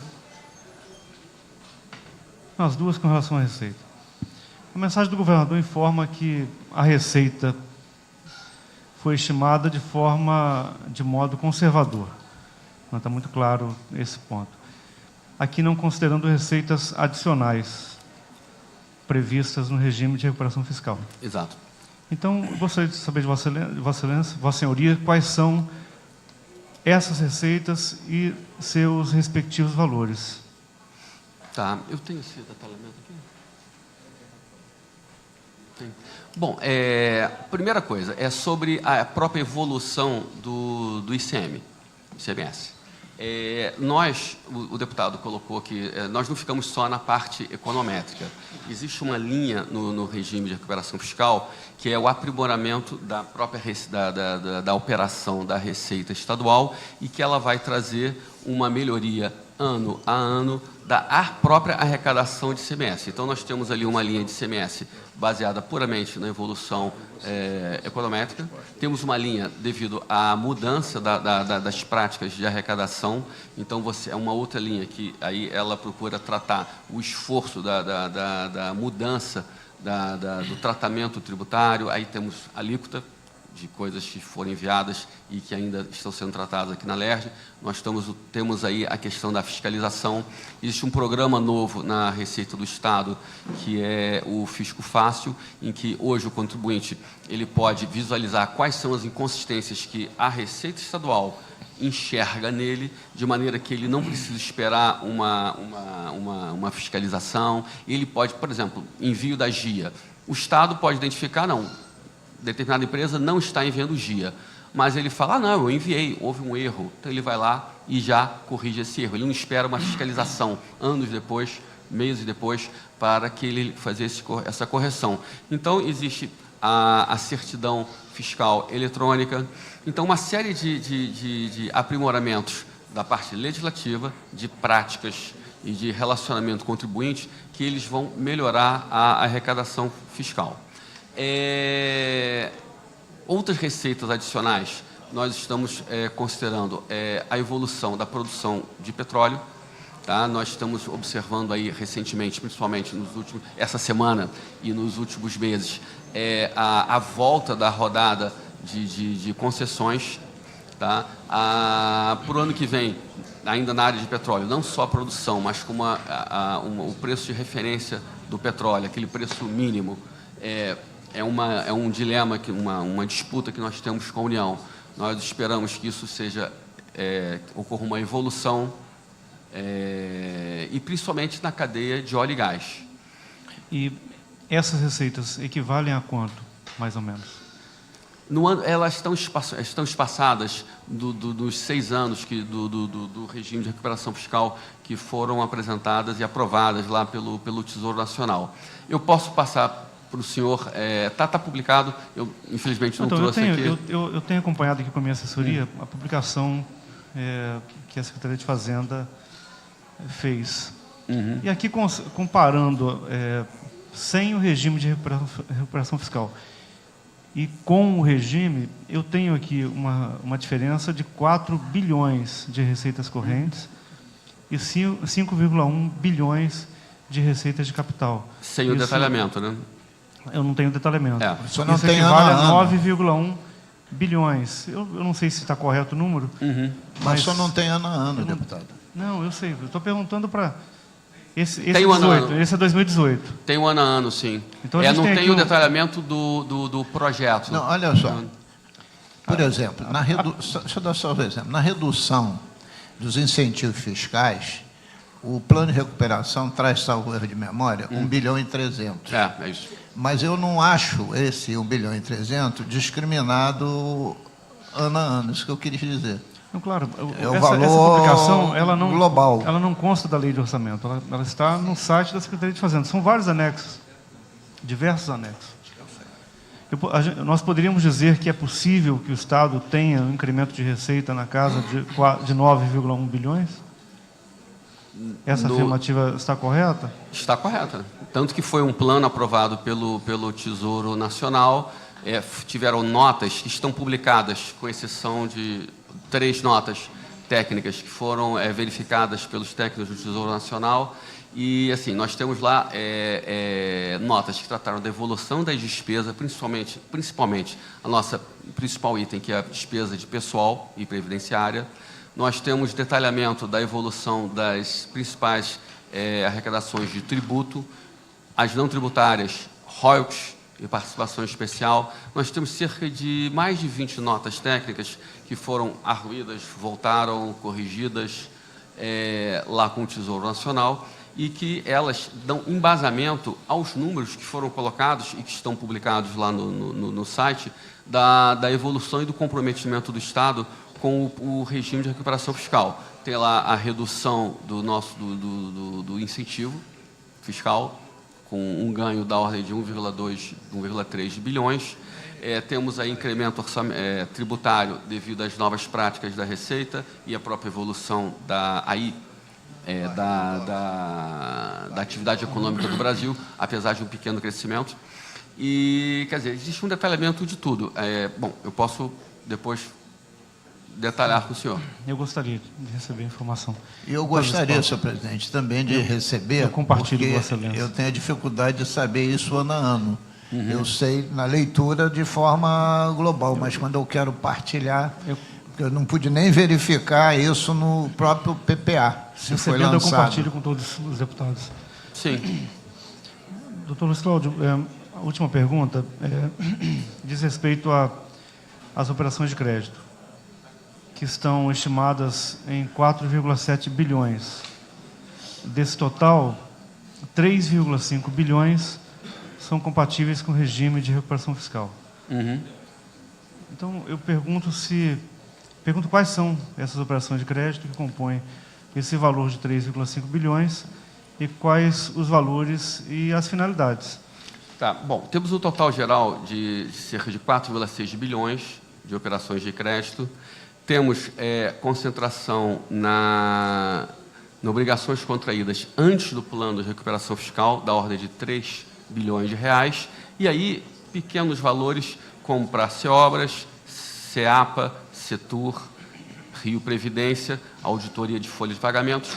Por exemplo, no regime de recuperação fiscal, nós tivemos uma aprovação por parte da União de cerca de 500 milhões de operações de crédito repartidas em quais atividades? Aperfeiçoamento da Receita Estadual, aperfeiçoamento da atividade previdenciária e de outras atividades do Estado, da administração indireta, que são programas que procuram, no longo prazo, reduzir a receita dos principais itens de despesa do Estado, o principal item, que é a despesa de folha. Então, a União entendeu, não, eu vou fazer essa operação de crédito, você vai investir nesses programas que, no longo prazo, e trazido a valor presente, eles têm um ganho financeiro para o Estado. Isso quer dizer, a gente está falando aqui de leilões de recuperação, leilões de restos a pagar, também ou não?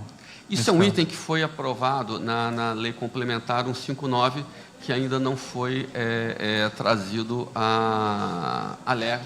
Isso tem que ser discutido com o Parlamento, e isso ainda vai ser tratado. Perfeito.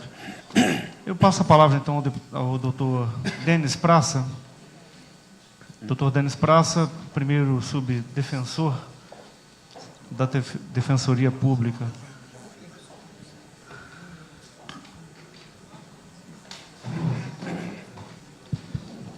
Senhor presidente, agradeço aí o uso da palavra, saúdo a equipe da Secretaria de Fazenda e Planejamento, mas, na verdade, o pedido para fazer uso da palavra tinha sido anterior ao início da exposição, feito pelo nosso assessor legislativo. E as questões que foram expostas aqui pelo subsecretário e pela sua equipe esclareceram as dúvidas que eu tinha, de modo que eu me dou por satisfeito. Obrigado, Denis. Eu passo a palavra ao desembargador Ziraldo, aqui representando o Tribunal de Justiça.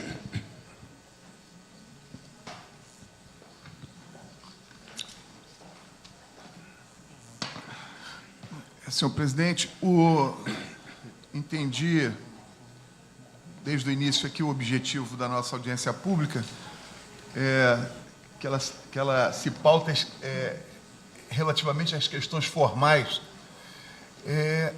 mas eu não poderia deixar de falar algumas coisas que fogem um pouco à questão da formalidade.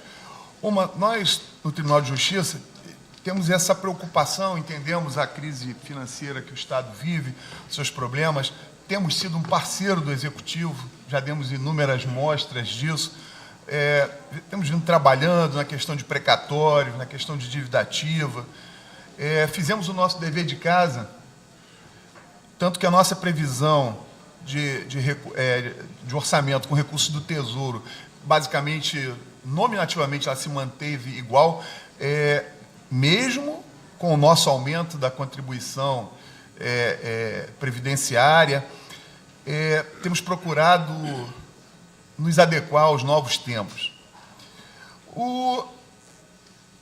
A preocupação que nos salta aqui é a questão do seguinte: nós vimos uma previsão de diminuição das despesas, principalmente na área de segurança pública, seguridade social, habitação, cidadania, saúde. Nós funcionamos de formas tão interligadas, porque se nós formos pegar os determinados projetos, tais como abrigo, terceira idade, presídio, medidas socioeducativas, tem mais de 10 anos que o Estado não investe nessa área, esses problemas todos explodem em cima do judiciário. O tempo todo falando, olha, a superlotação de unidades prisionais, principalmente na área da medida socioeducativa, que temos sofrido mais com isso agora.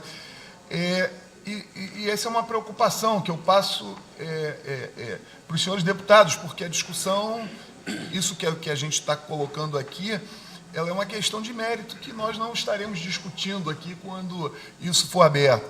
Mas é uma preocupação grave, porque, invariavelmente, todos esses problemas aqui, de saúde, daqui a pouco começam todas as medidas cautelares para internação, para remédios, para tudo, como nós sabemos, ela vai explodir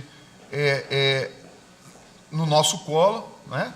E o que parece para a sociedade, quando começa a ter superlotação em unidades e coisas desse tipo, é que, a culpa, vamos falar assim, seria do judiciário, quando na realidade a gente acaba sofrendo esse reflexo diante das políticas, que eu não digo que não necessárias, apenas estou colocando a nossa preocupação em relação a isso. Não é uma pergunta, é apenas uma colocação para que se pense um pouco nisso, e nós gostaríamos também de receber essa planilha com a previsão das receitas, do aumento das receitas pelos anos, para que a gente também possa fazer o nosso um trabalho que a gente sempre faz não só de anual, mas de longo tempo, de prospecção aí pelos tempos. É apenas isso que eu queria deixar registrado, a nossa preocupação do Poder Judiciário em relação ao que foi apresentado hoje, senhor presidente. Obrigado, desembargador Ziraldo. Então, logo cheguem as informações, eu vou passar... Desculpe, presidente, tem apenas um detalhe, aí é uma pergunta. Nós não vimos, nós não recebemos o detalhamento, mas a questão de precatórios se o Estado tem essa previsão, porque nós não vimos ali na... Tem explícita. Tá. Obrigado. Deputado Luiz Paulo, dentro desse tema. Senhor presidente, o Judiciário mandou para essa casa diversos projetos de lei de remanejamento da sua organização cartorial. E um deles, e somente um, para não ser repetitivo, eu fiz uma emenda para tentar melhorar a nossa receita da dívida ativa, que é a criação de mais uma vara de execução fiscal, porque a gente só tem uma, né? Então, eu queria sugerir a Vossa Excelência duas coisas. Que Vossa Excelência acatasse essa emenda de caráter autorizativo, fizesse uma subemenda e desse caráter autorizativo. Já conversei com o desembargador Geraldo e o juiz Gilberto. E, na lei orçamentária, através de emenda, a gente tentaria fazer um remanejamento, quiçá até dessas novas receitas, para criar essa vara. O doutor Gilberto me daria o montante anual. Por quê? Porque, efetivamente, vai melhorar a cobrança da dívida ativa, né? Porque deixa de estar concentrado única e exclusivamente numa vara e passa a ser em duas varas. Eles não vão poder fazer mero remanejamento de pessoal, porque vai parar outras regiões. Mas eu acho que isso dá retorno e não é simplesmente um aumento. A dívida ativa hoje não arrecada mais do que 500 milhões de reais por ano. O lançamento da securitização da dívida ativa, que está no plano de recuperação fiscal, melou, não vai ter. Porque hoje, os créditos de ICMS do Refis já não dão um montante suficiente para ter recuperação. Se eu não me engano, é 460 milhões.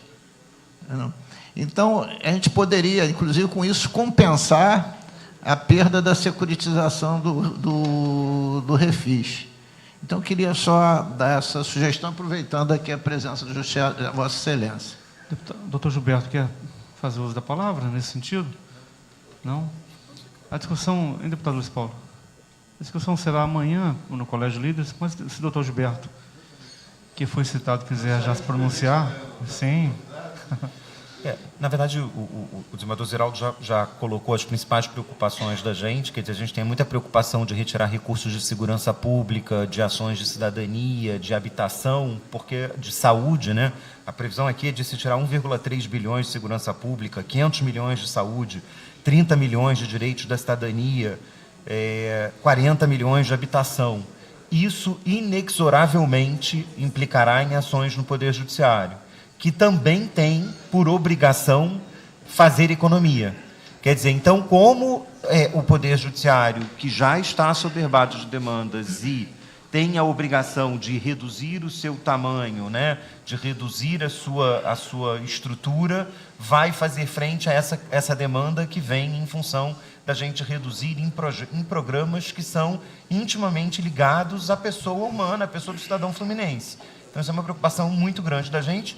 E, especificamente na área de segurança pública, a gente não sabe aonde o recurso está sendo retirado, mas, especificamente na área de segurança pública, isso preocupa muito, porque nós vivemos aí, há pouquíssimo tempo, a situação de uma rebelião muito séria no Amazonas, uma outra seríssima no Rio Grande do Norte.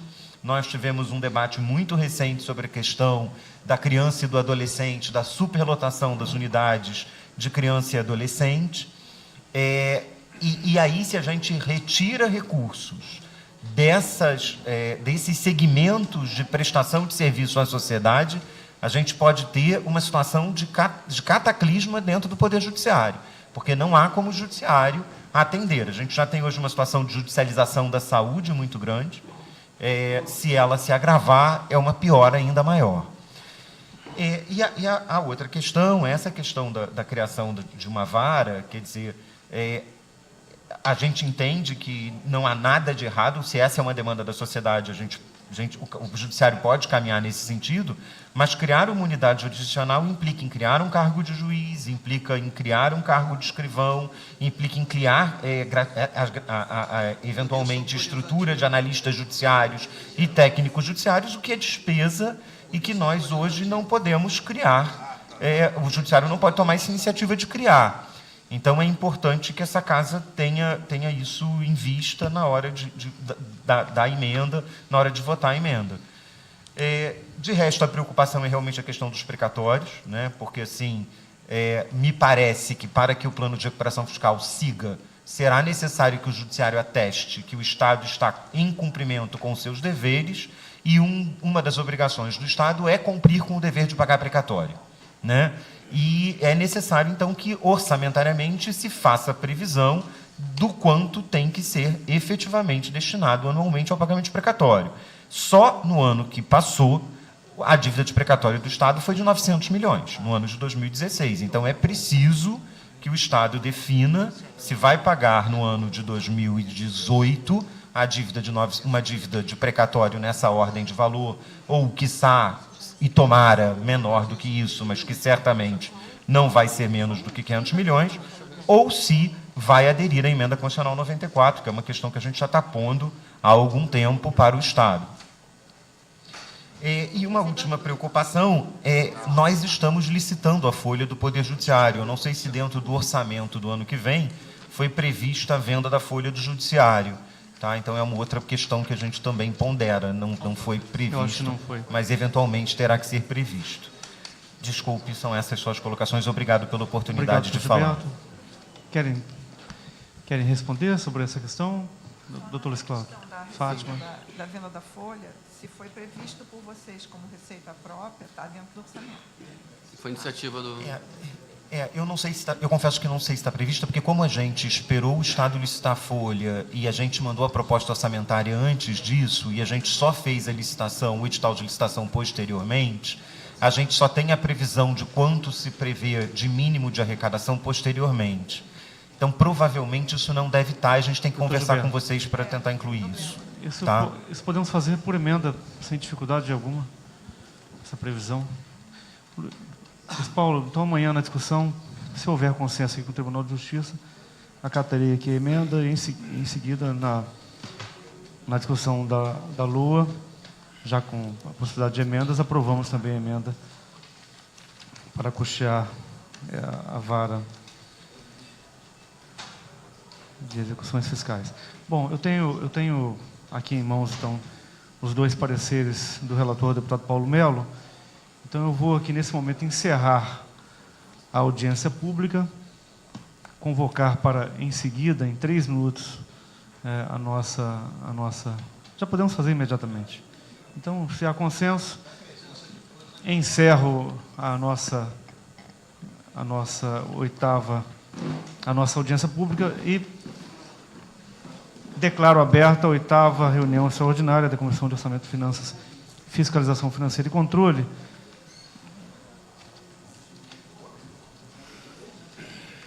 para a votação da mensagem... A 30. Não, a 30 não está aqui. Mensagem 30 de 2018, projeto de lei 3449 de 2017. Aqui é 30, da 30/2017, tem que fazer a correção. Do Poder Executivo, que estima a receita e fixa a despesa do Estado do Rio de Janeiro para o exercício financeiro de 2018. O parecer do relator, deputado Paulo Melo, já com voto consignado, é favorável. Então, a presidência passa a colher os votos.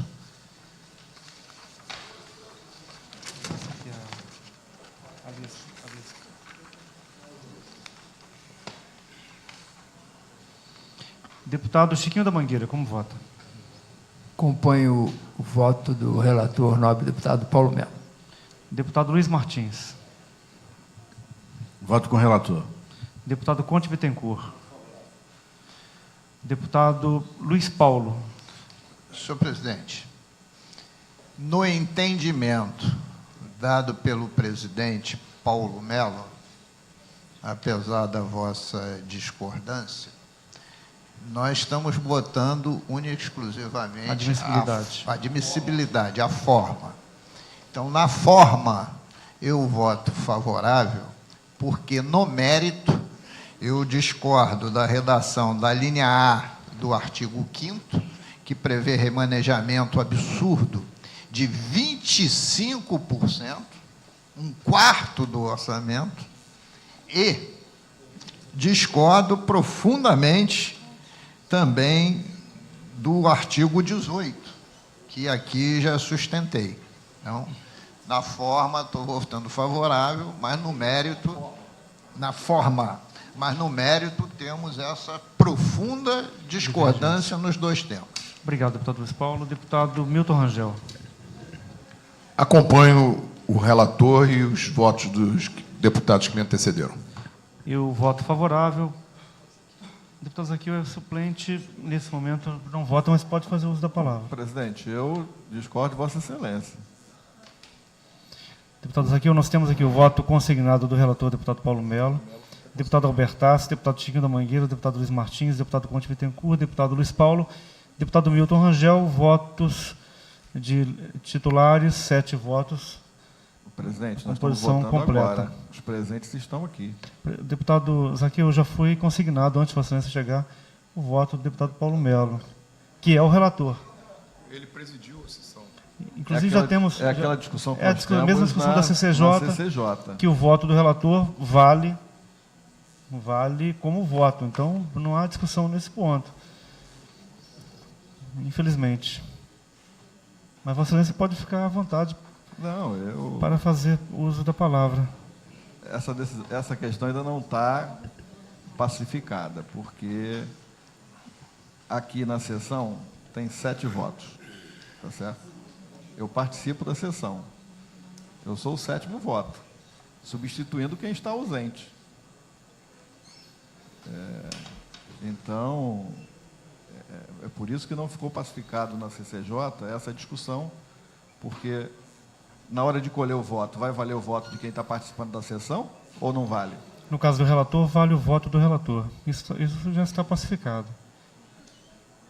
Essa posição é a posição... Então, se eu for o suplente e relatar uma matéria, vai valer o meu voto, mesmo que eu não participe da votação. Vossa Excelência estava na reunião quando nós discutimos. Se Vossa Excelência estivesse lendo o parecer, Vossa Excelência não poderia votar. Está lembrado disso? Porque seria considerado exatamente o voto do relator. E não apenas por isso, o deputado Paulo Mello se justificou, dizendo que estaria indo a um velório e pediu aqui o voto, a consignação do voto, e foi deferido. Eu estou aqui na defesa do exercício do mandato. A questão não é pessoal com o deputado Paulo Mello, não se trata disso. Se trata de um entendimento que nós temos que buscar, porque eu estou participando da sessão e estou sendo impedido de dar o voto. Eu agora, nesse momento, no momento da discussão e votação da matéria, eu estou presente e completo o quadro. Então, quero deixar aqui consignado a minha contrariedade da não colheita do meu voto. A presença lamenta, mas é a posição já pacificada, sobretudo na CCJ, que Vossa Excelência, inclusive, faz parte e teve ali a condição de discutir quando o assunto foi levado à reunião. Então, 7 votos favoráveis, aprovada a admissibilidade. E passo agora, então, ao parecer do relator deputado Paulo Mello, a mensagem 31/2017, projeto de lei 3450 de 2017, que dispõe sobre a revisão do Plano Plurianual 2019, instituído pela Lei nº 7.211, de 18 de janeiro de 2016. Autor, Poder Executivo, com o voto do relator favorável. Então, eu passo a colher os votos. Deputado Chiquinho da Mangueira. Compõe o relator. Deputado Luiz Martins. Com o relator. Deputado Conte Bittencourt. Deputado Luiz Paulo. Favorável. Deputado Milton Rangel. Compõe o relator favorável. E o voto favorável, 7 votos a 0. Aprovado o parecer. E eu consulto o deputado Zaqueu Teixeira se quer fazer uso da palavra. Deixar consignado o meu protesto da não colheita do meu voto, já que, não havendo 7 presentes, eu sou o 7º, sendo suplente, eu assumo a vaga de titular. Então, deixar aqui consignada a minha contrariedade. Questão de ordem, senhor presidente. Deputado Luiz Paulo. Os representantes do Tribunal de Contas ainda estão aí? Doutor Márcio Jandre. Questão de ordem, senhor presidente. É o seguinte, na sessão passada da Comissão de Orçamento, eu fui designado pelo presidente, deputado Paulo Melo, para ser relator das contas do Tribunal de Contas. Que até teve um ofício, um envio de 2016, as contas de 15 estão na CCJ, na Comissão de Orçamento, conta de 16. Ah, sim, tá certo. Que já chega nessa casa 15 que tá na com CCJ, meses e meses de atraso. Meses e meses de atraso. Bom, fui designado relator e não recebo as contas. Quer dizer, como é que eu vou relatar algo que eu não recebo? Venho à Comissão de Orçamento hoje e reclamo.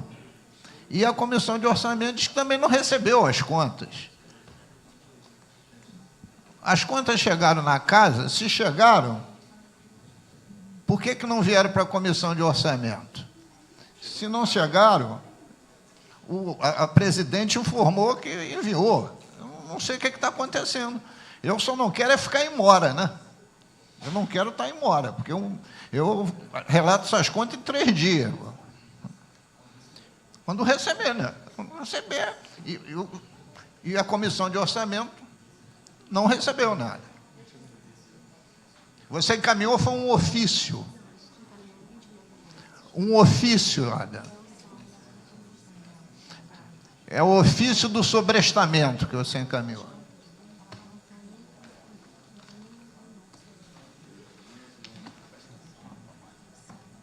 Deputado Luiz Paulo, o que veio à comissão, o que veio à casa, foram 29 anexos que já foram encaminhados a Vossa Excelência.